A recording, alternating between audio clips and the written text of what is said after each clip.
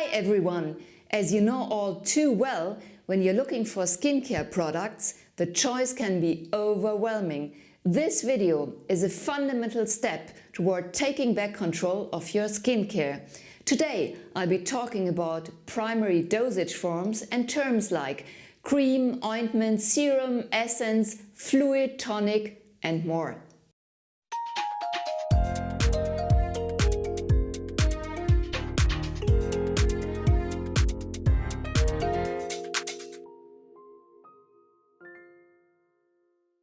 The topical dosage form is, simply put, the foundation on which any given product is built.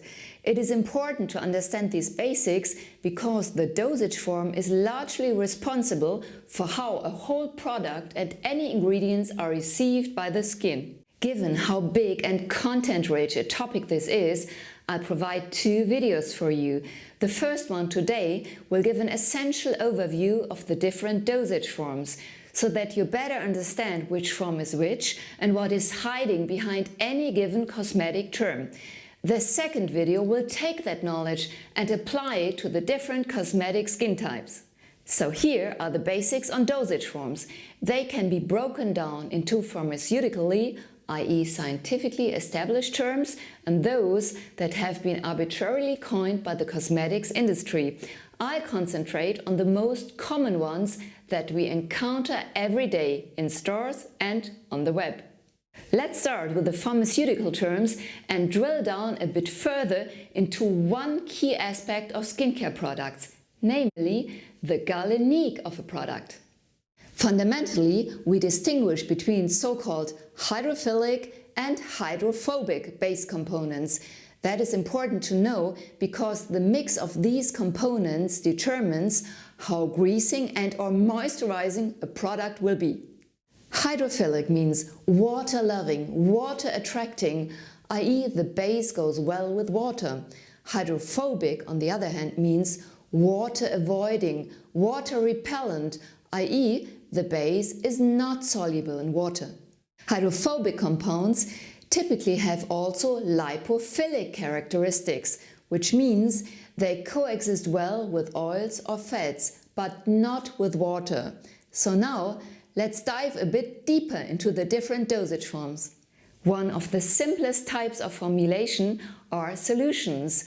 They form so-called single-phase liquid systems in which active substances are dissolved.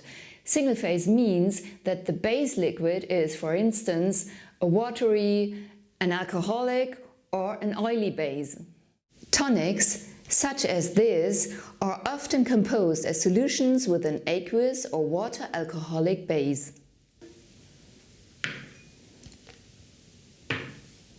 The second type of dosage form are the more complex two-phase formulations. They are composed of two different phases that are not miscible unless we add some connecting ingredient. Typical two-phase formulations are suspensions and emulsions.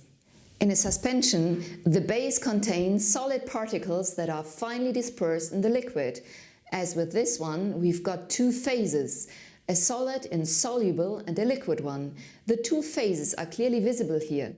They seem to mix when shaken, but then separate again when left alone. As to emulsions, they are the most widely used dosage forms in cosmetics. They are two-phase systems and contain the mentioned hydrophilic and hydrophobic base components, typically water and oil. Because the two are not miscible, the product would be chemically unstable and will not stay together. Therefore, some special mediators, so-called emulsifiers, are added to stabilize the mix. You may think of emulsifiers as connectors between the phases. Moving on, we distinguish between so-called oil and water and oil emulsions. Which one is which basically depends on the type of emulsifier and the proportion of hydro and lipophilic components. As a rule of thumb, a water and oil emulsion typically holds a higher oil content, while an oil in water emulsion has a higher water content. In cosmetics, emulsions are typically found in creams and moisturizers, as well as in lotions, serums and fluids. I will tell you more about these various types when we discuss cosmetics products. Now, let us look for a moment at the pharmaceutical term cream in a bit more detail. As I just said, creams can be categorized as emulsions. They consist of a water-loving and a water-repellent or fat-loving phase. We broadly distinguish between three types of creams. Firstly, lipophilic creams of the water and oil type with a high fat or oil content. How watery or greasy a cream is can by and large be recognized by its consistency. For example, this lipid-rich cream is rather dense and greasy. Secondly, hydrophilic creams of the oil and water type. Here there is less fat or oil content, which can be felt in the consistency, as with this cream. It has a lighter, more tender, non-greasy texture, indicating there are less fatty components than in the cream we saw before. Finally, the third type of cream is an intermediate one, the so-called amphiphilic. In that, water and lipid phases are roughly equal. Here's an example. The consistency is not as clear-cut as in the two before. Let's say that it is not as compact as a lipophilic cream, yet it seems also less watery than a hydrophilic one. By the way, and that is very important, creams that contain more oil or fat are often advertised as rich. This must not be confused, however, with the quantity of active ingredients contained. A light cream, or let's call it low-fat cream, may contain just as many or even more active ingredients than a fatty, rich cream. Now we move on to ointments. They simply consist of a single-phase, water-free fatty base and have a heavy, thick texture. Vaseline is an example. Look at this firm and very greasy consistency. As some of you already know, I'm not a fan of mineral oils like Vaseline in cosmetic products for various reasons. But this is a large topic by itself, and I'll deal with it in a separate video. There are many ointment bases which, by adding emulsifiers, may be given novel characteristics, e.g. forming emulsions with water. The result may then be a fatty cream again. Pure ointments are typically not suitable for cosmetic purposes, especially on the face. They simply have less aesthetic uses and tend to leave a greasy, rather sticky and tacky touch on the skin. Now onto gels. They consist of gelled, i.e. thickened liquids. We distinguish three main forms. Firstly, water-based or hydroalcoholic gels, like this one. They do not grease at all. Secondly, lipid or oil-based gels, like this one. They may leave you with a slightly greasy feel.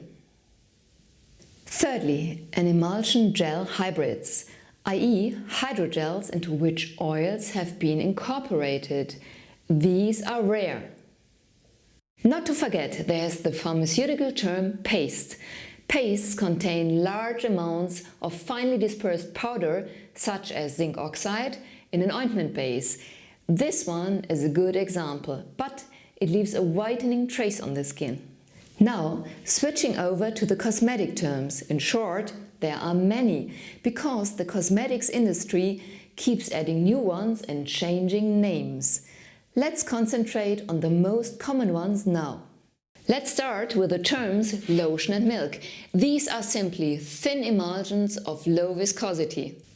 A hydrolotion is, as the name suggests, hydrophilic and therefore, as we say, more aqueous. On the other hand, you will also find lipolotions.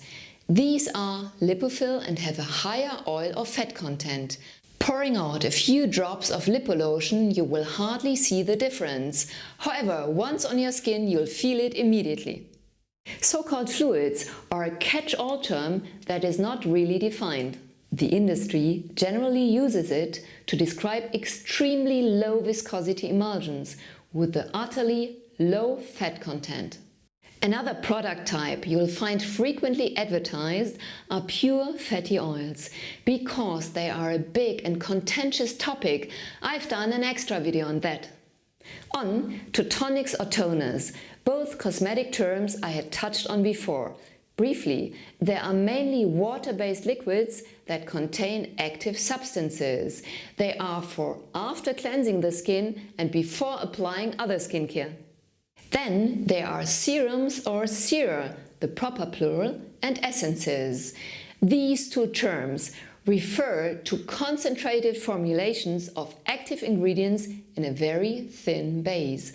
Serums may be designed as solutions or emulsions, hence their appearance may be watery, oily, jelly-like, or opaque like milk. So my personal favorite serum has a milky appearance and a consistency that rubs in nicely and literally melts into the skin. There is little, if any, difference between essences and serums. Essences may have more of a watery consistency. However, that need not always be the case. Cause, as I said, cosmetic manufacturers may pick whatever name they like for their products. Last but not least, creams and moisturizers are probably the most frequently used terms in cosmetics and often used interchangeably. Moisturizer is a generic term to describe ingredients that add moisture to the skin. The base, as discussed before when I spoke about creams, will be any mix of hydrophilic and lipophilic components, and these determine the consistency of the product. To finish for today, we've covered a huge yet compact amount of information about the most common dosage forms of skincare products. And the things we learned today are the basis with which we may now move to selecting the right products for our particular type of skin. Logically, the best active ingredients will only fulfill their effects if they are incorporated in a dosage form that suits your skin. I will cover that part in another video and look forward to seeing you there again. Share the video with your friends, give it a thumbs up, and don't forget to subscribe to my channel and hit the notification bell. You can also visit me on Facebook and Instagram. Take care of your skin, guys. Bye for now.